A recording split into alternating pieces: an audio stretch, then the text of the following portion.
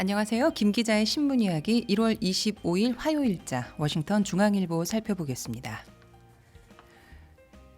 우크라이나 전운 짙어진다. 미군 파병 방안 검토 중 러시아 여행금지 국가 지정 우크라 대사관 직원 철수 명령. 우크라이나의 전쟁의 기운이 더욱 짙어지고 있습니다. 조 바이든 대통령은 동유럽과 발트해 북대서양 조약기구 회원국의 전함, 항공기와 병력 수천 명을 파병하는 방안을 검토 중이라고 뉴욕타임스가 보도했습니다. 러시아가 우크라이나를 침공하면 미국이 군사적 개입을 해서 전쟁을 막겠다고 하는 건데요.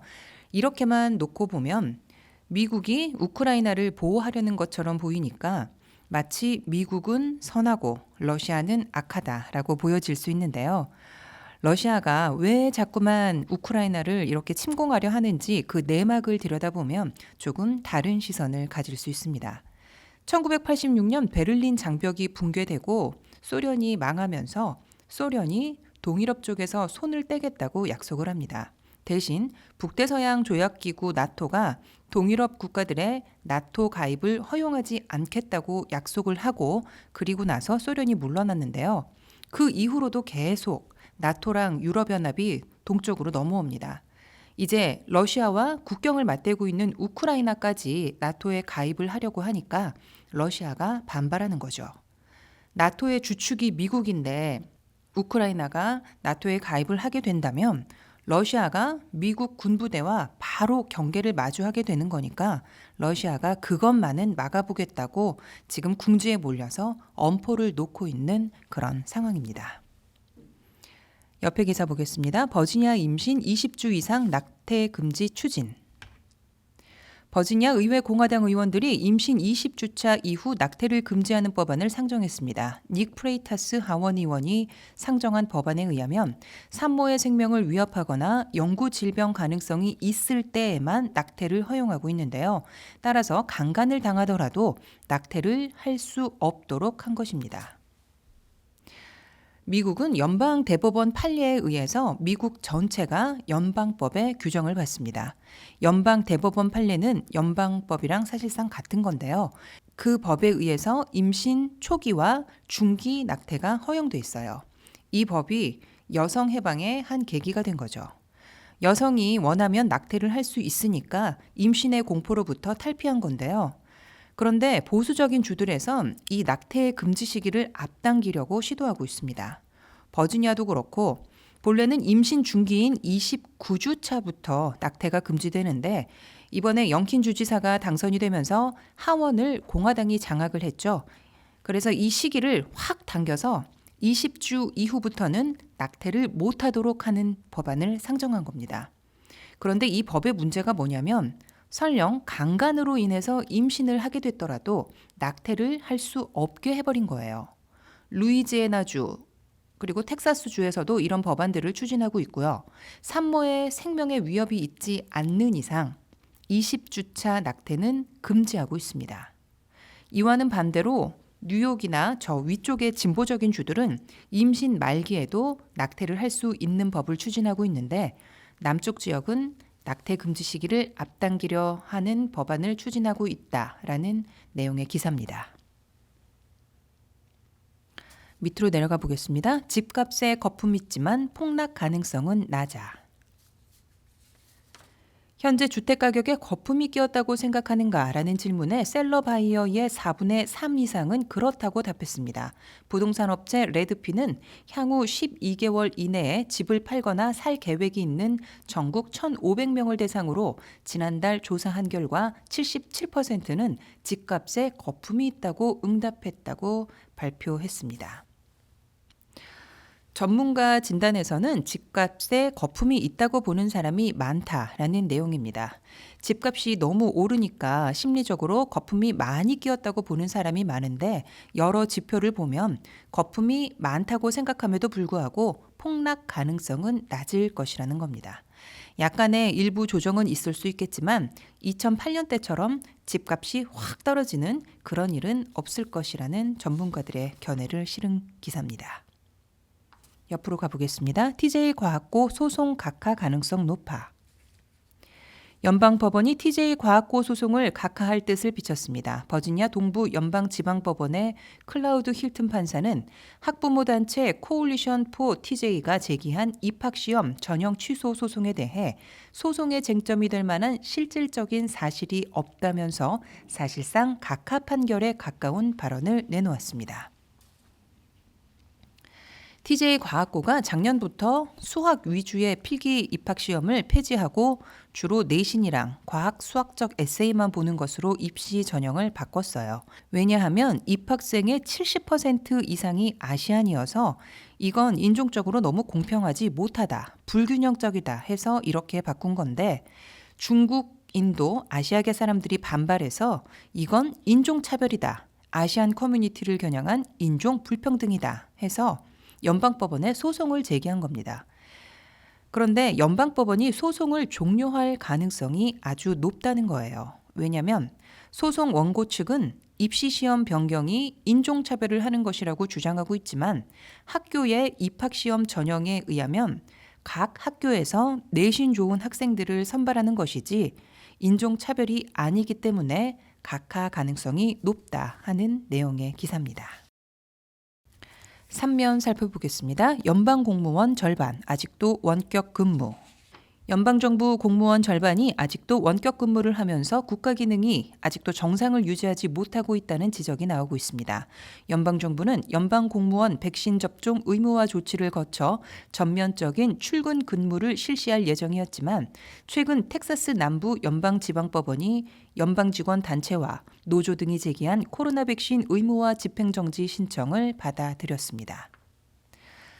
애초 연방정부의 의도는 모든 연방공무원에게 백신 접종을 의무화해서 올 봄 안에 정상 출근을 목표로 한 것이었는데 텍사스 남부 연방지방법원이 모든 공무원을 대상으로 하는 백신 접종 의무화 조치를 위헌 판결을 내렸습니다.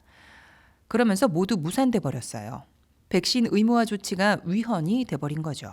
기사는 그 얘기를 담고 있고요. 그뿐만 아니라 연방정부 공무원들이 2년 가까이 원격 근무를 하면서 타성에 젖었다는 원성도 있습니다. 집에서 근무를 하면 아무래도 더 편하니까 안 나가려고 한다는 거죠. 노조와 직원들의 의견도 또 무시는 할 수 없으니까 각 부처별로 출근하겠다는 일정을 내놓는 곳이 드문 겁니다. 올 봄은커녕 올해 안에 출근을 할 수 있을지도 미지수고 정상 출근 일정을 발표하더라도 일주일에 2, 3회 정도는 원격 근무로 하고 탄력적으로 진행하겠다고 하는 건데 계획적으로 잘 안 될 것 같다 하는 내용을 담고 있습니다. 옆에 기사입니다. 아이린 신 의원 한복 입고 취임식. 아이린 신 버지니아 하원 의원이 버지니아 리치몬드에 위치한 의사당에서 공식 취임식을 가졌습니다. 취임식에는 신 의원 부모와 문일용 전 페어팩스 카운티 교육위원회 의장, 이수연 한미 아울리치 대표 등 60여 명의 하객이 참석했습니다. 30대 초반의 젊은 여성 한인 의원 아이린 신이 취임식을 가졌다는 기사입니다. 신 의원이 내건 주요 공약을 살펴보면 현재 5세 킨더가든부터 무상교육을 실시하고 있는데요.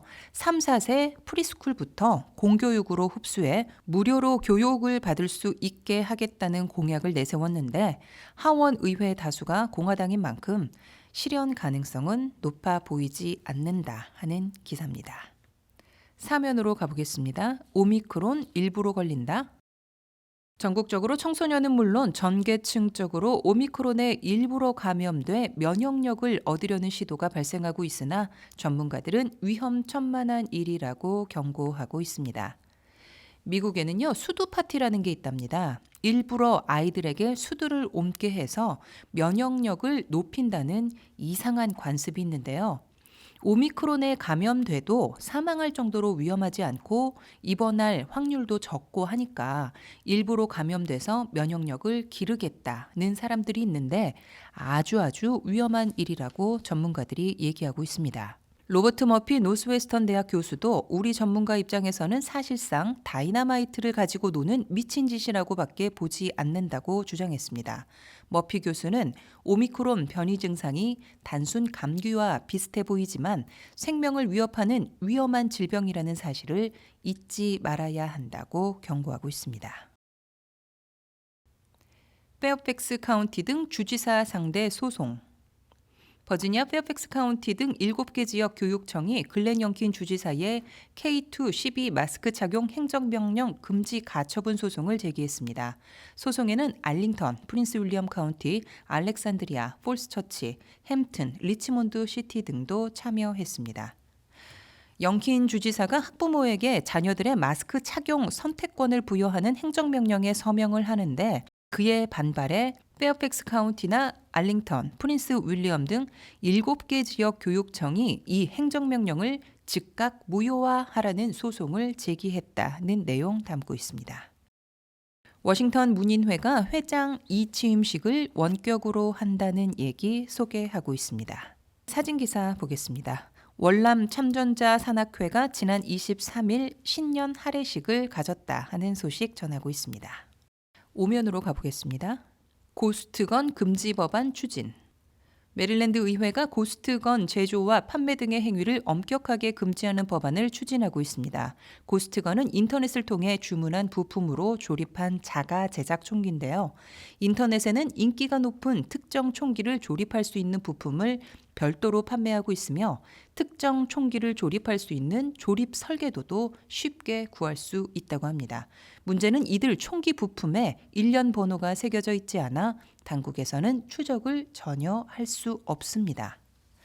며칠 전에도 메릴랜드 고등학교에서 이 고스트건을 들고 와서 위협하는 사건이 발생했었는데요.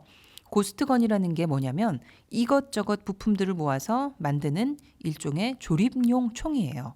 총은 연방정부에서 일련 번호를 매기고 제조회사를 관리하면서 이게 어디를 거쳐서 소유권이 누구에게 있는지 엄격하게 통제를 하는데 이런 고스트건들은 관리가 안 되는 거죠. 인터넷에서 거래한 부품들을 짜 맞춰서 만드니까 알 수가 없는 겁니다. 요새는 또 3D 프린트로 총을 만든다고 해요. 공장에서 만드는 건 통제가 되지만 이렇게 개인이 만드니까 통제가 안 되는 거죠.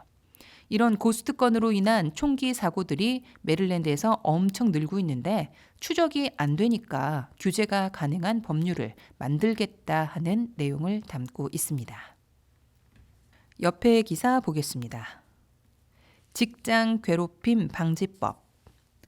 메릴랜드 몽고메리 카운티 의회가 기존의 허술한 직장 괴롭힘 방지법 규정을 정비하고 피해자 권익 보호 조항을 크게 강화한 새 법안을 심의하고 있습니다.